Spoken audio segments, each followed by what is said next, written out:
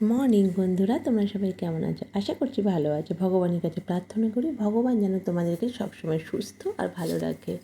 আজকে তোমাদেরকে একটা খুব স্পেশাল একটা ব্লগ শেয়ার করছি, যেটা আমরা 3 বোনরা মিলে সবাই পিকনিক করছিলাম। আমার মার বাড়ি থেকে আমার বাবার বাড়ি থেকে পিকনিক করছিলাম। দিনটা ছিল রবিবার, আর রবিবারে আমাদের এখানে ওয়েদারটা ছিল এরকম। দেখো, পুরো চারিদিকে কুয়াশা ভরে রয়েছে। আর আমি তোমাদেরকে তার সাথে কুয়াশার সাথে সাথে আমার ব্যালকনিতে কিছু থাকা গাছও দেখিয়ে দিলাম। সেরকমভাবে এখন আর যত্ন করা হচ্ছে না, বলে গাছগুলো একটু অন্যরকম হয়ে গেছে। তো এটা হলো আমাদের খুব প্রিয় একটি গাছ। আর দেখো, আমাদের নিচে ফুল হয়েছে, সেটাই দেখা যায়। তখনও ফুল তোলা হয়নি। যাক, আমার হাজব্যান্ড পরে গিয়ে ফুল তুলে নিয়ে এসে আমার হাজব্যান্ড সব বাসি কাজটা সেরে নিয়ে স্নান করে আমাদের পুজো দেওয়া হয়ে যাচ্ছে। পুজো দিয়ে আমি টিফিন করব, চা টিফিন খেয়ে আমরা বেরিয়ে পড়বো। তো বেরিয়ে পড়বো বলতে আমার হাজব্যান্ড আমাকে বাস স্টপে দিয়ে এসেছিলো। তারপরে আমি বাসে আর টোটো করে বাড়ি গেছি। আর যে মন্দিরটা তোমাদের দেখালাম সেটা হলো রক্ষাকালী মন্দির, আমার বাবার বাড়ির ওখানে। খুব জাগ্রত মন্দিরটা। তো মায়ের কাছ থেকে সবাই মানসিক করে যা মানসিক করে তাই পায়। মা রক্ষাকালী মন্দির, তোমরা একটু প্রণাম করে নিও। তারপরে আমি শোলা কচু কাটছিলাম। মা আজকে শোলা কচু রান্না করবে, তো ওই শোলা কচু রান্না করেছে। ওদেরকে কেটে দিয়ে এবার দিদি ঘুগনি বানিয়েছে, খাসির চর্বি দিয়ে ঘুগনি ছিল, সেটা একটু খেয়ে নিলাম। তারপরে এদিকে দেখো, মা মাছের তেল রান্না বসিয়ে দিয়েছে। তো দারুণ হয়েছিল মাছের তেলটা। আর হ্যাঁ, মাকে সব আমরা কেটে সব জোগাড় করেছিলাম, কিন্তু রান্নাটা মাকে করতে দিয়েছিলাম।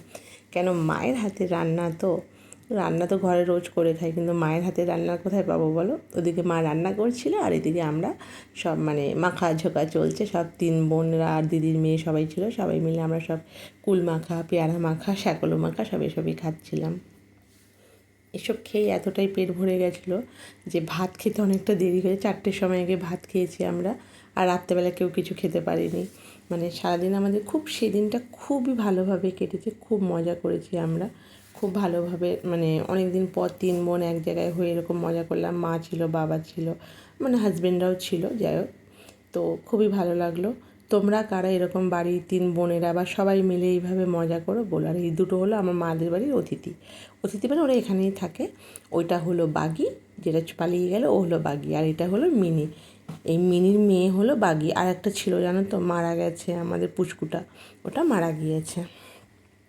এবার মা ওদিকে রান্না করছে। এটা হলো কচুটা রান্না করা হয়ে গেছে, কচু রান্নাটা পুরো কমপ্লিট।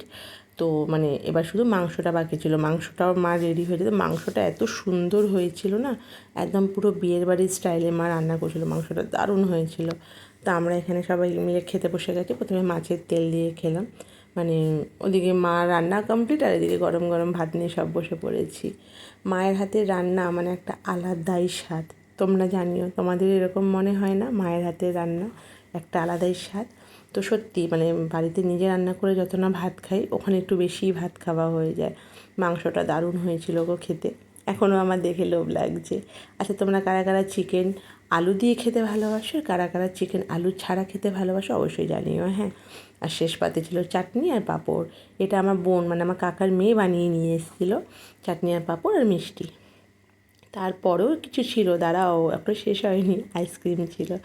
তো আমরা আইসক্রিম খাচ্ছিলাম সবাই মিলে আনন্দ করে, ভালো করে। আর আইসক্রিমটা না একটু গলে গেছে, কারণ আইসক্রিমটা আমাদের নর্মাল ফ্রিজে রাখা ছিল, তাই জন্য একটু গলে গেছে। আর গরমও পড়েছিল সেদিনকে ভীষণ, এই জন্য আইসক্রিমটা একটু গলে গেছে। আর ডিস্ট্রিবিউটের দায়িত্ব হলো আমার দিদির, কেন এসব ডিস্ট্রিবিউট করতে আমার দিদি খুব ভালো পারে, আর আমি শুধু বসে বসে খাই। বুঝেছো?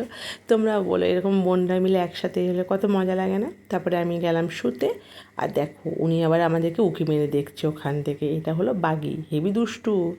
আর সন্ধ্যেবেলা আমার বোনের জামাই পাকোড়া নিয়ে এসেছিলো, তো আমরা সবাই মিলে চিকেন পাকোড়া খেতে খেতে আর একটা জায়গায় ঘুরতে যাওয়ার পরিকল্পনা হচ্ছিলো, সেসব আলোচনা করলাম। করে তারপরে মনটা খারাপ হয়ে গেল, বাড়ি চলে আসতে হবে, তাই জন্য। তো তোমরা জানিও আমার ব্লগটা কেমন লাগলো। আর হ্যাঁ, তোমরা যারা যারা আমার ভিডিও লাইক কমেন্ট করো বা আমাকে যারা সাপোর্ট করছো, তোমাদেরকে অসংখ্য ধন্যবাদ, মন থেকে অনেক অনেক অনেক ধন্যবাদ গো তোমাদেরকে।